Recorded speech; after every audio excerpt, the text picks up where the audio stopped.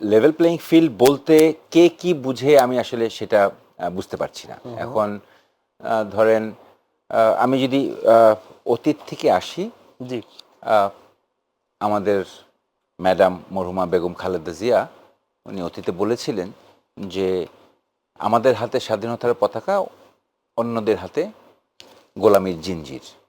স্পষ্ট করে বলে দাও যে আমাদের হাতে কি ছিল। এখনো অনেকে বর্তমানে দেখা যাচ্ছে যে অনেকে বলতে যাচ্ছে যে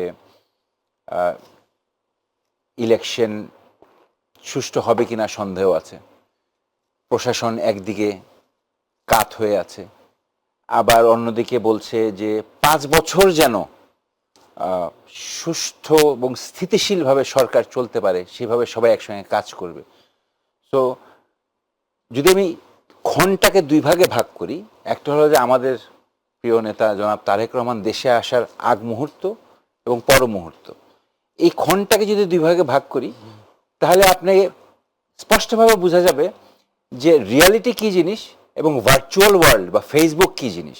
আপনি এখনো যদি একটা পোল দেন ফেসবুকে যে কোন দল ক্ষমতায় আসবে, দেখবেন এক দলের ভোট বাহিনীর অবস্থা এমন যে মানে বিএনপিকে ধস নামাই ফেলবে বা অন্য কোনো দলকে ধস নামাই ফেলবে, যে বিএনপি বোধহয় আর ক্ষমতায় আসতে হবে, বিএনপি শেষ।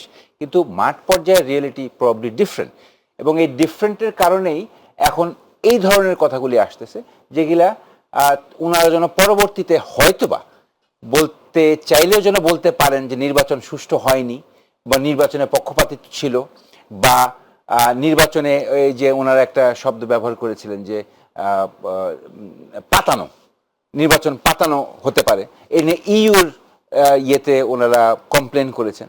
সো এত আগেই এইসব স্টেটমেন্ট দেওয়া ইলেকশনের ঠিক আগ মুহূর্তে, আমি মনে করি যে, আমি ব্যক্তিগত মতামত আমার, যে এটা হচ্ছে যে ওনারা আগেই পরাজয় মেনে নিয়েছেন। ওনারা যেরকমভাবে ভেবেছিলেন যে ওনারা হয়তোবা শক্তিশালী হয়ে উঠবেন, আসবেন, এবং একই সাথে আরো মজার বিষয় হচ্ছে যে এই আজকেই পত্রিকায় দেখলাম যে আবার বলেছেন যে এনসিপিকে 10টা সিট দিবেন, এটা কাল্পনিক। সো ওনারা কি চাচ্ছেন, এনসিপির সঙ্গে জোটের কি অবস্থা দাঁড়াবে, বা ওনারা এখনো কিন্তু ওনারা জানেন ওনারা কারা? জামায়াতে ইসলামের আমির।